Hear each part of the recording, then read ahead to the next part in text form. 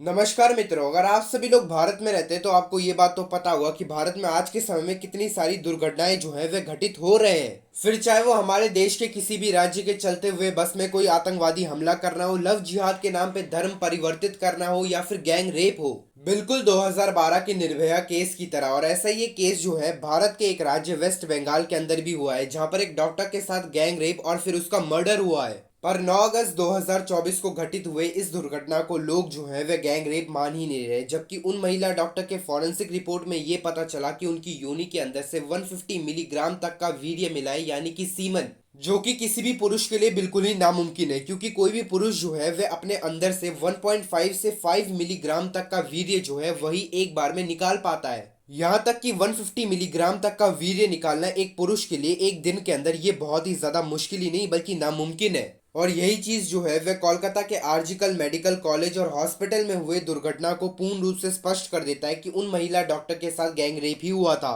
पर यह दुर्घटना घटित हुआ था अगस्त के महीने में, और ये महीना जो चल रहा है वो है अक्टूबर। तकरीबन 3 महीने गुजर चुके हैं, पर अभी तक हम ये नहीं जानते हैं कि हम उन स्वर्गवासी डॉक्टर को कब जाकर न्याय दे पाएंगे। बिल्कुल ही निर्भया केस की तरह, जहां पर उनके आरोपियों को तकरीबन 7 से 8 साल का समय लगा उनको दंड देने में। भारत के ये दोनों केसेस जो है वे आज के समय के भी बहुत ही ज्यादा प्रकाशित केसेस है, पर इसका अर्थ बिल्कुल नहीं है कि भारत के किसी और राज्य में गैंग रेप जो है वे होते ही नहीं है। 9 अगस्त को कोलकाता के डॉक्टर के साथ गैंग रेप केस हुआ ही था कि 12 अगस्त को एक और गैंग रेप केस हो गया था निर्भया जैसा। भारत की राजधानी दिल्ली से एक बस जो था वह उस दिन देहरादून के लिए निकला था, जो कि उत्तराखंड की राजधानी है, और उसी बस के अंदर 5 लोगों ने मिलकर एक महिला का गैंग रेप किया था। ये सभी चीजें सुनने के बाद आपको क्या लगता है, क्या महिला जो है वे बड़े होने के बाद खतरे में जीते हैं या फिर बचपन से ही? क्योंकि ये तो कुछ भी नहीं है। भारत में बाल यौन शोषण जो है वह एक बहुत ही ज्यादा प्रचलित और विनाशकारी मुद्दा है। चौंकाने वाली बात तो ये है कि 28.9% बच्चे जो हैं अपने बचपन में ही किसी न किसी रूप से यौन अपराध का सामना आज के समय में भी कर रहे हैं। इस सब के साथ ही दोस्तों, आप सभी को कोरोना वायरस का लॉकडाउन का समय तो याद ही होगा। इसी के दौरान बच्चों के खिलाफ दुर्व्यवहार और हिंसा की रिपोर्ट करवाने वाली कॉलेज जो है वे 92,105 कॉलेज आए हैं।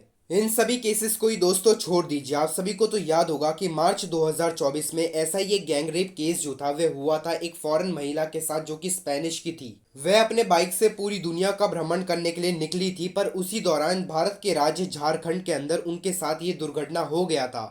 ये सभी चीजें दोस्तों वैसे तो भारत में रहने वाले लोगों के लिए कुछ भी नया नहीं है, क्योंकि भारत के अंदर हर साल 30,000 से भी ज्यादा रेप केसेस जो है वे होते हैं।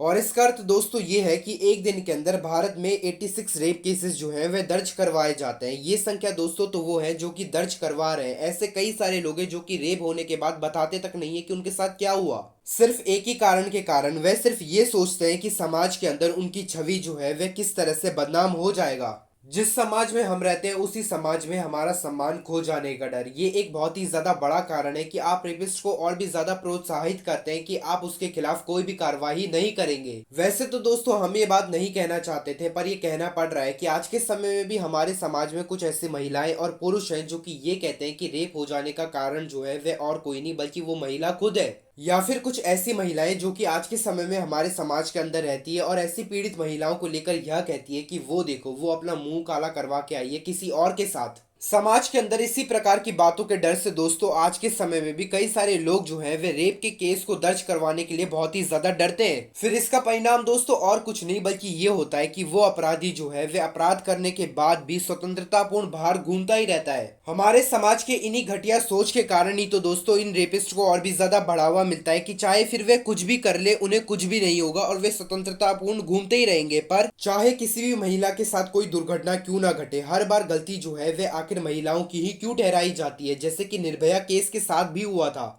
कई लोगों का तो ये भी कहना था कि इतनी रात को किसी भी महिला को इस तरह से किसी अनजान बस में नहीं जाना चाहिए। पर इन सभी चीजों को लेकर हमारे देश के राजनेताओं की सोच जानते हैं वो क्या है? जिस तरह से उत्तर प्रदेश में एक रेप केस हुआ था उसी को लेकर ही ये कह दिया गया था मुलायम सिंह यादव जी के द्वारा कि लड़कों से अक्सर गलतियां जो है वो हो जाया करते हैं। इस तरह के तर्क देकर तो ये हमारे देश से रेप जैसी दुर्घटनाएं जो है वे खत्म कर देना चाहते हैं। पर मुलायम सिंह यादव जी जो है वे इकलौते नहीं है जिनके ऊपर ऐसा कुछ कहा गया था। असल में 151 आज के समय के एमएलए और एमपीज के ऊपर जो है वे ऐसे केसेस चल ही रहे हैं। इनमें से तो 16 लोगों के ऊपर किसी महिला का रेप करने का आरोप जो है वे लगा ही हुआ है। फिर भी आज के समय में ऐसे 150 लोगों को रखा गया है हमारे देश की सेवा करने के लिए। लेकिन दोस्तों, हम आपको ये भी बता देना चाहते हैं कि निर्भया केस को 8 साल लगे थे न्याय पाने के लिए, पर उन्हें भी न्याय मिला ही मिला था। वैसा ही हमें पूर्ण रूप से विश्वास है कि हमारे देश की सरकार जो है और हमारे देश का न्यायालय कोलकाता रेप केस के आरोपियों को भी पूर्ण रूप से दंड जो है वे देंगे ही देंगे।